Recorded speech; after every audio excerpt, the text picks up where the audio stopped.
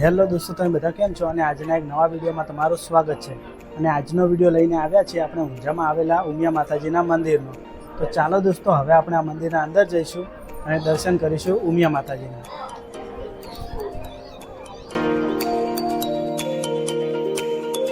જય ઉમિયામાં મિત્રો, ગુજરાતની પવિત્ર ભૂમિ પર એવા ઘણા મંદિરો છે જે કરોડો લોકોની આસ્થાનું કેન્દ્ર છે, પણ આજે આપણે એક એવા પાવન ધામની યાત્રા કરવા જઈ રહ્યા છીએ જ્યાં પગ મૂકતા જ મનને અદ્ભુત શાંતિ મળે છે। જી હા, આપણે વાત કરી રહ્યા છીએ મહેસાણા જિલ્લાના ઊંઝામાં આવેલા જગતજનની ઉમિયાના ભવ્ય મંદિરની। અને કડવા પાટીદારોની કુળદેવી ગણાતા માં ઉમિયાનું આ મંદિર માત્ર ધાર્મિક સ્થાન નથી, પણ ભક્તિ, શક્તિ અને સામાજિક એકતાનું પ્રતીક છે। અને આજના આ વિડીયોમાં આપણે જાણીશું માં ઉમિયાના પ્રગટ થવાનો રોચક ઇતિહાસ અને આ મંદિર પાછળ જોડાયેલી પૌરાણિક કથાઓ। અને વિડીયોના અંત સુધી બના રહેજો, કારણ કે આજનો વિડીયો ખૂબ જ ખાસ થવાનો છે।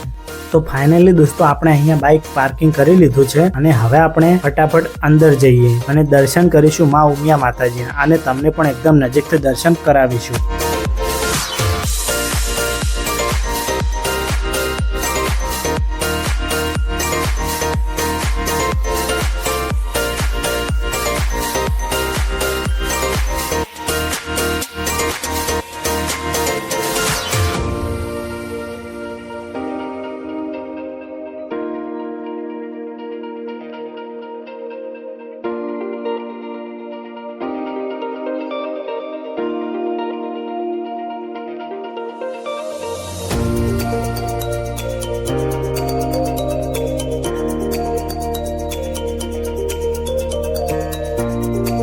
અને જુઓ દોસ્તો, આપણે પણ દર્શન માટે લાઈનમાં લાગી ગયા છીએ અને તમને પણ એકદમ નજીકથી દર્શન કરાવવાના છીએ।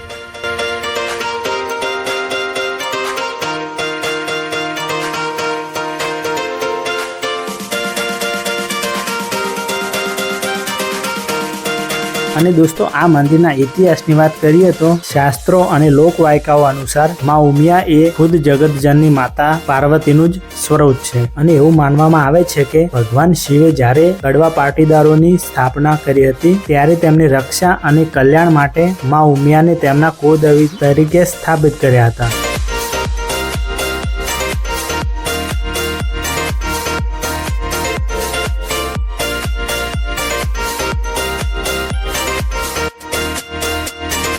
ઇતિહાસકારોના મતે ઊંઝામાં ઉમિયામાના મંદિરની સ્થાપના આશરે 1200 વર્ષ પહેલા રાજા વ્રજપાલ સિંહ દ્વારા કરાવવામાં આવી હતી। અને એવું પણ કહેવામાં આવે છે કે સદીઓ પહેલા અહીં એક નાનું મંદિર હતું, જ્યારે લક્ષ્મી, સરસ્વતી અને કાલીના સ્વરૂપે વિરાજમાન હતા। અને સમય જતા માં ઉમિયા પ્રત્યેની શ્રદ્ધા વધતી ગઈ અને આ સ્થળ એક મહાતીર્થ ધામ બની ગયું।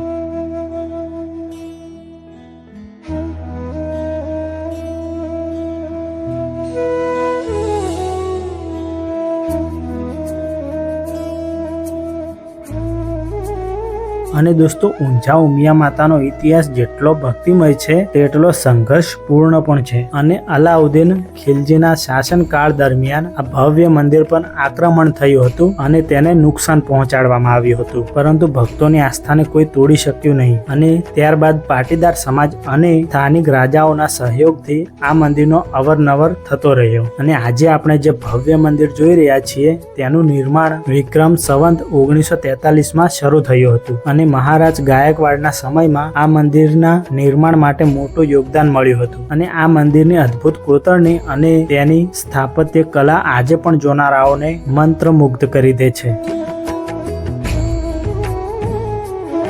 તો જુઓ દોસ્તો, તમે જોઈ શકો છો કે અંદરથી કંઈક આ પ્રકારનું મંદિર દેખાય છે અને તમે પણ એકદમ નજીકથી દર્શન કરી શકો છો।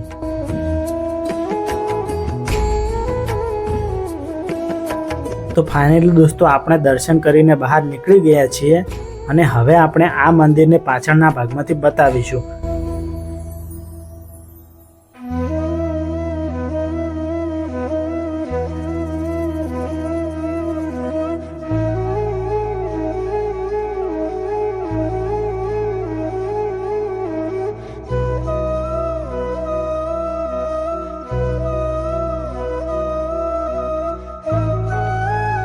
તો જુઓ દોસ્તો, તમે જોઈ શકો છો કે પાછળના ભાગમાંથી કંઈક આ પ્રકારનું મંદિર દેખાય છે।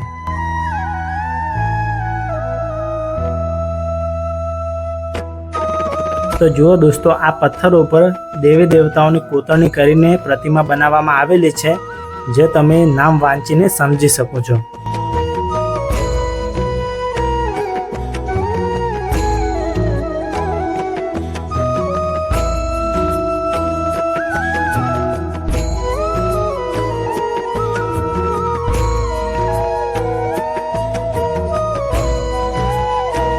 અને દોસ્તો, જ્યારે પણ ઊંઝા ઉમિયા માતાજીના મંદિરની વાત થાય ત્યારે વર્ષ 2019માં યોજાયેલા ઐતિહાસિક લક્ષચંડી મહાયજ્ઞને કેમ ભૂલી શકાય. અને આ એવો મહાયજ્ઞ હતો જેમાં લાખો ભક્તો ઉમટી પડ્યા હતા અને આખા વિશ્વમાં ઊંઝા ધામની જય જયકાર થઈ હતી. અને માત્ર આધ્યાત્મિક જ નહીં, પણ ઉમિયા માતાજી સંસ્થા સામાજિક ક્ષેત્રે પણ ખૂબ જ મોટું યોગદાન આપે છે. શિક્ષણ હોય કે આરોગ્ય હોય કે ગરીબોની સહાય હોય, માં ઉમિયાના આશીર્વાદથી અહીંયા 24 કલાક સેવાની સરવાણી વહે છે. અને અહીં આવતા ભક્તો માટે ભોજન, પ્રસાદ, રહેવા ઉત્તમ સગવડ કરવામાં આવે છે અને બધી જ સગવડ સંસ્થા દ્વારા હોય છે.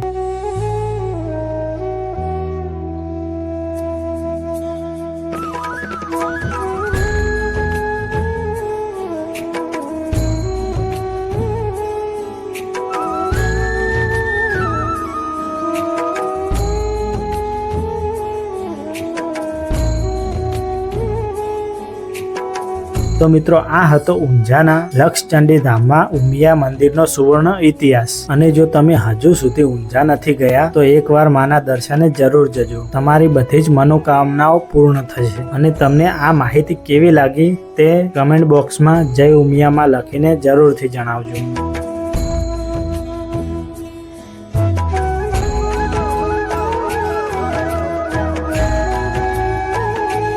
અને જો તમને વિડીયો ગમ્યો હોય તો લાઈક કરજો, તમારા મિત્રો અને પરિવાર સાથે શેર કરજો. અને આવી જ અદ્ભુત ધાર્મિક માહિતી માટે આપણી ચેનલને અત્યારે જ સબસ્ક્રાઇબ કરી લેજો. અને મળીએ છીએ આગળના વિડીયોમાં. ત્યાં સુધી જય ઉમિયામાં, જય ગરવી ગુજરાત.